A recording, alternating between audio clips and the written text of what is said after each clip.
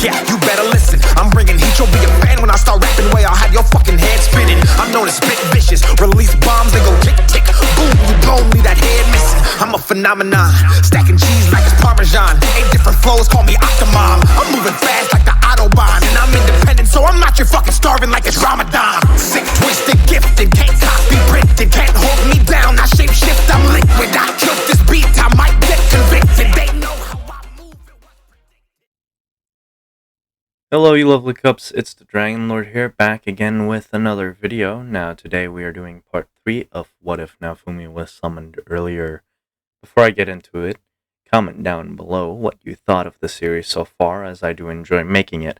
And if you haven't already, consider hitting that subscribe button and that notification bell to stay up to date when I release the What Ifs. With the introductions out of the way, let's get into it. Naofumi had gotten his new armor at her art shop. It was truly a masterpiece, her heart would say. It could be upgraded later down the line, provided they bring the resources for it. He called the armor Barbarian Armor, but he called it version 2 as Naofumi had given him some of the material he had gotten from Seato. It gave Naofumi a good boost in defense. Naofumi had planned to take his party to more dangerous areas, as he could be their defense, basically carrying them to a higher level. So they got some supplies and enough arrows for Rafana to go loose. So they got into the cart and traveled to Loot Village, killing monsters on the way. Naofumi had already been there before, so he already knew quite a bit about the area. But when he entered town, he had heard that monsters had taken over the mines. He told the villagers he and his party would clear out the mine for free as long as they were allowed to come back there and mine anytime they want. The villagers agreed, and Naofumi entered the mines with his party. Naofumi recognized the monsters as the monsters of the first wave. The party started fighting more fiercely. After all, these were the monsters that attacked their village. They had cleared quite a few monsters. Naofumi decided to start mining after getting some of their drops. The party started collecting the monster corpse parts at the same time. Then they heard a growl. As they looked over, they saw a twin-headed demon dog. Naofumi thought that this must be the mini-boss of the first wave that escaped. Instantly, Frey and Stella became enraged. Naofumi realized right away this was the monster that killed their parents. They rushed in, fighting the monster together, as if they've been fighting for years. Raftalia and Rafana joined in as they took it down quite easily. It brought Frey and Stella a bit of calmness, I guess you could say. They brought some monster parts over to Naofumi. He absorbed them and got some new shields. He had already gotten the monster drops from the first wave boss, so he had unlocked the triple-headed dog demon shield. Its effect was a triple bite instead of a double, but he was grateful for it anyway. They exited the mine after a few hours, clearing it out of monsters. The villagers thanked Naofumi, but he just went on. The party had leveled up nicely from this, with all of them over level 20. Naofumi had level 40 from this as well. Raftalia was the lowest level, sitting at level 21. Frey and Stella were both at level 25, and Rafana was actually the highest level out of all of them, with her level being 27. She really went all out. Naofumi had to remind her that they are a team and not a one-person group. She got embarrassed by this, but the group just laughed it off. They spent the rest of the month that they had before the next wave leveling up, studying magics and all that. The levels were quite clear. Naofumi was level 44, Raftalia and Frey at level 35, Stella at level 32, and Rafana at level 36. They returned to the capital to get new gear for everyone. Naofumi hadn't really realized it, but the demi-humans all matured quite a bit, both physically and mentally. The teenagers looked like adults, about Naofumi's age, and Rafana and Raftalia looked like young adults. They end up buying new armors for them. Frey buys a new better magic steel sword and gets some armor as well. Quickly out of the what if, imagine Darkness from Konosuba, but blue hair, fox ears, and foxtail. Oh, and with a smaller sword. For Stella, she gets a wakizashi and a tanto. 2 weapons her heart had specially created for her by Naofumi's request. They were made out of magic steel like Frey's weapon, but this made it so that she could infuse her water magic into her blade. She got some light armor, nothing too much. Raftalia bought a sword and some armor. Quickly outside of the what if, her attire is the same as in canon, as for I don't want to change it too much. Rafana got some light archer armor and a new dagger, which was also made from magic steel. They then headed to the fletching shop where they bought a new bow for Rafana, this time one that had high power, and some special arrows whilst also buying normal arrows. The arrows they bought were special because magic could be infused in them. It's a combination of a magic arrow and a physical arrow that could be pretty strong. They had 2 more days before the wave, so the party decided to train their abilities a bit, with Naofumi delving a bit deeper into magic and the others trying to use that magic in combat. Frey showed the biggest promise, being able to infuse her blade in either lightning or fire magic, coding it to either do burn or paralysis damage. She could even create a slash attack of her respective elements if she got enough time to prepare. Stella would do the same principle as her sister, but just use it to control the water magic better. Rafana was already stupidly strong because of her skills as an archer. If Itsuki didn't exist, she could definitely be a mighty contender to the title of bow hero. If any one of them now traveled back in time to the first wave, they could probably solo the entire wave. That's what Naofumi thought.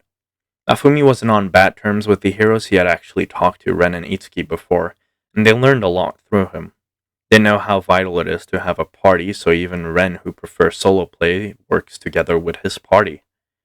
10 minutes before the wave started, Naofumi and his party would be gathered in front of Erhard's shop, but they didn't expect to see Frey and Melissa there. Naofumi was mad, but not as much as he used to be.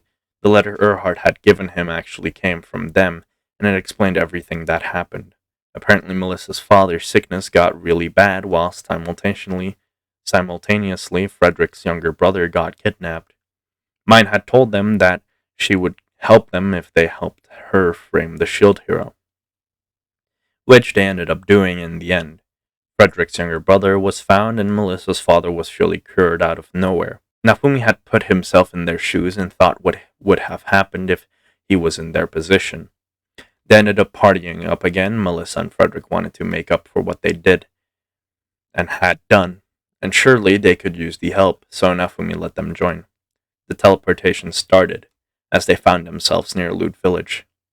They all rushed to the village, evacuating its citizens. A good hour went by where they evacuated citizens. Monsters kept coming, and they were still evacuating citizens. Naofumi yelled at Frey and Stella to go assist in the boss's defeat. They were the best equipped for fighting the boss. Naofumi and the others started rushing through the monsters, rescuing villager after villager. It took them a while, but they ended up rescuing all the villagers. Some needed to be carried through because of their injuries. Naofumi opened his map and saw Frey and Stella approaching the boss, but they were being halted by something. He left Frederick and Melissa to fight the monsters in town and protect the villagers. They were more than capable to, after all. He rushed to Frey and Stella together with Raftalia and Rafana. They saw a huge herd of monsters being held back by Frey and Stella. Now, Rafana, Naofumi yelled as she shot a light arrow at the herd of monsters. Most of them were dead, so this ended up killing over 80% of them. Frey, Stella, with me! Raftalia, Rafana, take care of the monsters, Naofumi would say. As they did, as he said. Naofumi, Frey, and Stella arrived at the boss monster. It had over half of its HP left, with the heroes fighting each other more than the boss. What are you idiots doing? Naofumi would scream, getting their attention. Fight the boss, not yourselves, he said, blocking the boss's attack that was aimed at Moriyasu. Frey, Stella, now, he said, as both of them came in, doing a combo attack, one-shotting the boss. The hero's jaws dropped. Did they really just take the boss down with one hit? It was damaged, but it had at least 3/4 of its health left. Naofumi looked at them disappointed. The wave would end shortly after that, and Naofumi would rush back to the village to apply aid to the wounded. The other heroes followed, since they had no idea what to do now. They watched Naofumi apply first aid and even make meals for the villagers.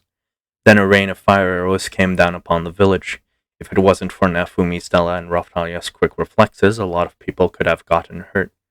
They used their skills and magic to stop the arrows from hitting anybody. The heroes were outraged at what the knights tried to do. The knights' excuse was that there might have still been monsters left. and they knew that the heroes would survive. If it wasn't for Naofumi calming his party members down, that knight would have lost his head. The knights invite the heroes to a banquet so that they can eat and rest before they get their rewards. Naofumi didn't really care for the food or the reward. The fact that he had to see Mine again disgusted him enough. Though she seemed to want to apologize to him, she just couldn't bring herself to approach him. They all got to the castle where the banquet was held. Nafumi's party members enjoyed the food, even Frederick and Melissa enjoyed the food. Mine was talking with Raphtalia and Nafumi's other party members. Naofumi himself sat at the window looking outside. Whilst they were all eating, a man in a cloak whispered to Moriyasu that all Nafumi's party members were slaves, being held against their own will. Moriyasu couldn't stand for this, of course, so he challenged Naofumi to a duel, but that will have to wait for the next part. I'm sorry guys for cutting it off like this. Today was a short one because I've been busy with other stuff. I do hope you guys can understand. If you enjoyed today's part, don't mind subscribing and liking the video. Oh my god, I can't speak. Leave a comment too about what you thought so far. With that out of the way, join the Discord. And yeah, few things. This part was a build-up part. I hope you can understand. I hope you guys can understand. The reason why it's a build-up part is because part 4 is going to be a lengthy part. So is part 5. So I'm thinking part 4 and 5 are about 20 to 30 minutes long, at least. So it's going to be long parts. So this is a build-up episode. So I hope you guys understand. Yeah. So also Melissa and Frederick are back. Now you guys know why they had to betray the shield hero, because of their parents. And parent and brother. So yeah.